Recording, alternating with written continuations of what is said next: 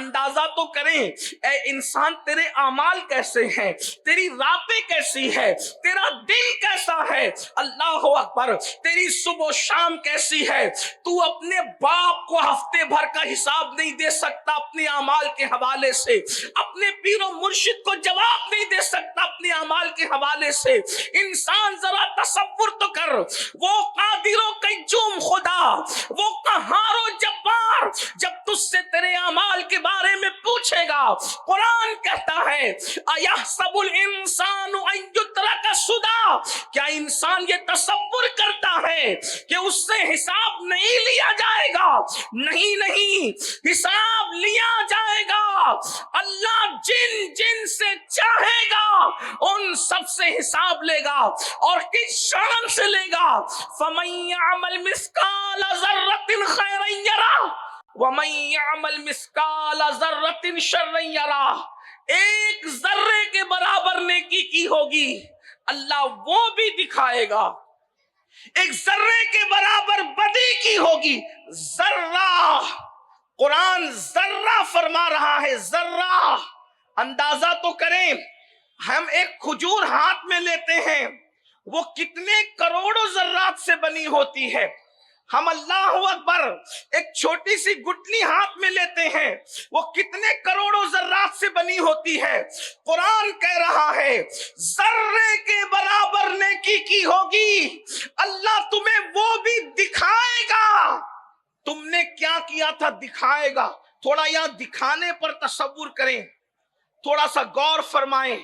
اللہ اکبر، اللہ پاک ارشاد فرما رہا ہے یرا، اللہ تمہیں دکھائے گا۔ تھوڑی دیر کے لیے ذرا غور کریں، اگر اتنے بڑے مجمع میں کسی بندے کو کھڑا کیا جائے، عبداللہ کھڑے ہو اور حضور سیدی خالد میاں کے سامنے اور اتنے بڑے مجمع کے سامنے، یہ اللہ والوں کے علماء مشائخ کے سامنے کہا جائے عبداللہ کھڑے ہو، تو نے کل رات چوری کی تھی، تو وہ اس کی کیفیت کیا ہوگی؟ وہ کوشش کرے گا جھٹلانے کی، وہ کوشش کرے گا کچھ کہنے کی، وہ کوشش کرے گا باتیں بنانے کی۔ مگر اللہ کے بندو سوچو، اگر چوری کرتے ہوئے اس کی ویڈیو بنا لی جائے اور ویڈیو بنانے کے بعد اس کو کچھ نہ کہا جائے اور اسکرین کے پردے پر چوری کرتا ہوا منظر دکھایا جائے کہ کس طریقے سے عبداللہ چوری کر رہا تھا، سوچو اس کی شرمندگی کا حال کیا ہوگا۔ کیا وہ انکار کر سکے گا؟ اللہ اکبر، کیا وہ باتیں بنا سکے گا؟ کیا وہ گفتگو کر سکے گا؟ اور پھر سوچو اس کی ذلت کا عالم کیا ہوگا۔ اندازہ کرو میرے آقا صلی اللہ علیہ وآلہ وسلم کے دیوانوں، قرآن کہہ رہا ہے فَمَن يَعْمَلْ مِثْقَالَ ذَرَّةٍ خَيْرًا يَرَهُ وَمَن يَعْمَلْ مِثْقَالَ ذَرَّةٍ شَرًّا يَرَهُ، ذرے برابر نیکی کی ہوگی اللہ وہ بھی دکھائے گا، اور جو گناہ کیا ہوگا اللہ وہ بھی دکھائے گا۔ اس کی حقیقی کیفیت کیا ہے یہ تو میدان محشر میں پتا چلے گا، لیکن ایک تصور تو قائم کریں۔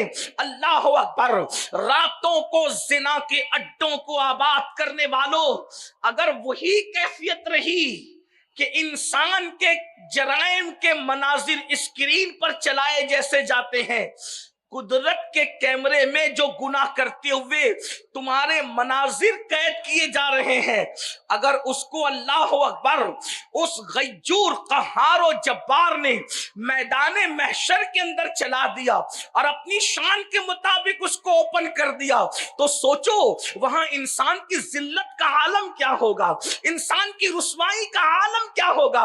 ذرا کبھی غور تو کیا ہوتا۔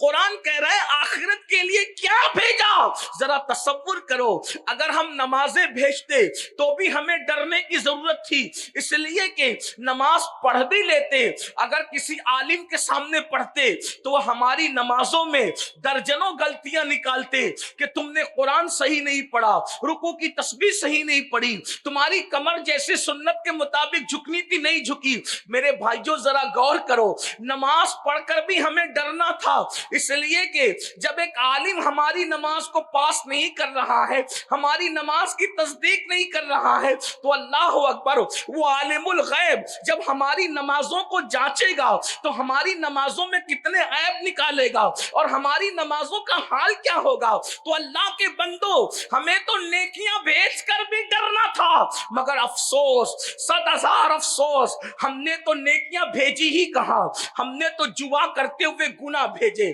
زنا کرتے ہوئے گناہ بھیجے، شراب پیتے ہوئے گناہ بھیجے، نشہ کرتے ہوئے گناہ بھیجے۔